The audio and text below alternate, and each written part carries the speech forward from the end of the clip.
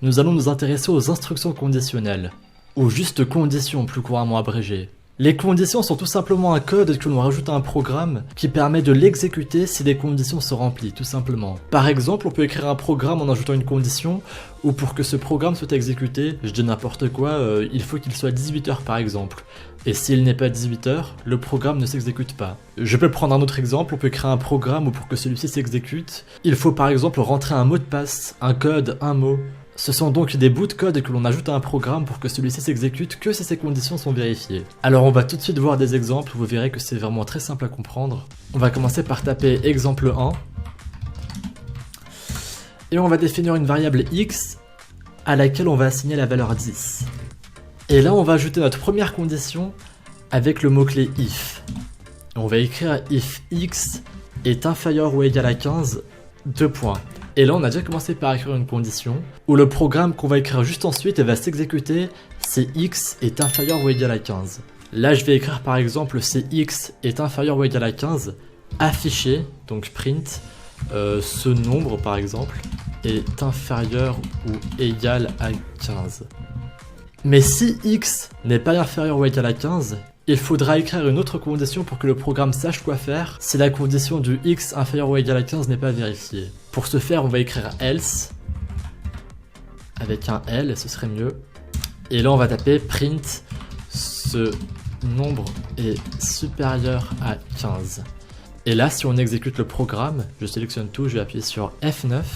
On a bien en console, ce nombre est inférieur ou égal à 15. Et c'est vrai parce qu'on a la variable x qui prend la valeur 10, et 10 est bien inférieur ou égal à 15. Si j'avais modifié x et que j'avais mis 30 par exemple, donc 30 est supérieur à 15, là la condition n'est pas vérifiée. Si je lance le programme, hop, je vais appuyer sur F9, on a bien ce nombre est supérieur à 15. Donc voilà, c'est ça une condition, c'est des bouts de code qu'on ajoute à un programme qui permet d'exécuter celui-ci si les conditions sont vérifiées. Je vais prendre un autre exemple, cette fois-ci on va créer un programme qui va nous permettre de dire si un chiffre est pair ou impair. Vous allez voir, ça va être très rapide, c'est très facile à mettre en place. On va commencer par définir un nombre, donc je vais mettre 14 par exemple.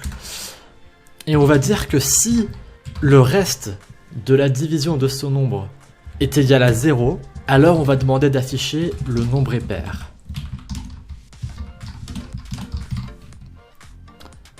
On va rajouter une condition else, au cas où ce n'est pas le cas.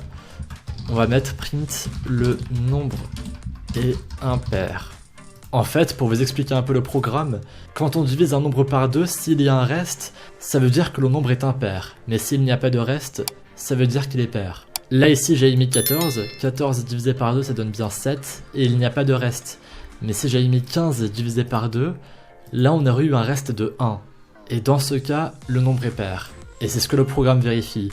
Là si je lance le code, hop, j'appuie sur F9, on a bien le message le nombre est pair. Mais si j'avais mis 15 par exemple, je relance le programme, et là on peut voir que le nombre est impair. Alors on va faire un dernier exemple un peu plus classique avec les mentions baccalauréat. Je vais taper exemple 3. Et je vais pour commencer définir une note. Je vais mettre la note de 11 par exemple. Je vais écrire que si la note est inférieure ou égale à 8, hop, sans oublier les 2 points, on va demander à Python d'afficher recalé. Ou bien si la note est supérieure ou égale à 10 et inférieure à 12, hop, je vais essayer de ne pas me tromper dans mon programme, on va demander à Python d'afficher admis. Alors il faut savoir que le elif se lit ou bien, parce que quand on a plusieurs conditions à ajouter, il vaut mieux taper elif après le if. Là du coup on vient d'écrire le programme pour le palier des admis, on va ensuite réécrire la même chose mais pour le palier de ceux qui ont eu la mention assez bien. Donc je mets si la note est supérieure ou égale à 12 et la note est inférieure à 14, et bien on va demander à Python d'afficher admis mention assez bien. Hop, maintenant je vais faire un copier-coller, comme ça va aller plus vite. Pour la note, pour la mention bien c'est 14 et inférieur à 16. Et la mention c'est bien. Hop. Et ensuite, je vais faire une avant-dernière condition pour la mention très bien. Et on va remplacer le 14 par 16. Et le 16 par 20. Voilà, très bien, on a notre programme. Mais juste avant de le lancer, on peut aussi dire qu'on peut faire une faute sur la note et mettre une note un peu aberrante, par exemple 37. Sachant que c'est une note sur 20, c'est assez impossible d'avoir une note pareille. Donc on va rajouter une dernière condition avec le mot-clé else. C'est très important de finir une condition avec else.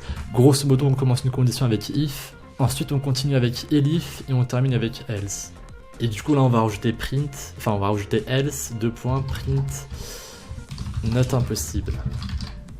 Voilà, maintenant, si je lance le programme, avec une note qu'on a définie à 11, j'ai bien sûr à avoir juste admis, parce que 11 est bien compris entre 10 et 12, et on a donc la mention qu'il nous faut, admis. Si j'avais mis par exemple 7, là cette fois-ci j'aurais eu recalé. Ensuite, si j'avais mis par exemple 13, là cette fois-ci j'aurais eu mention assez bien. Avec 15, je vais avoir la mention bien. Et avec 18, je vais avoir la mention très bien.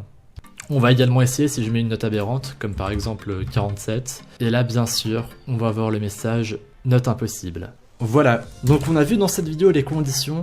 Vous avez vu que c'est une notion vraiment simple à maîtriser et on utilise ça tout le temps sur Python. Avant de passer à la suite du cours, n'hésitez pas à me dire ce que vous en pensez de la formation en laissant une petite note. Cela me fera très plaisir et je pourrais même améliorer le cours en faisant des ajouts avec d'autres vidéos qui pourraient vous intéresser.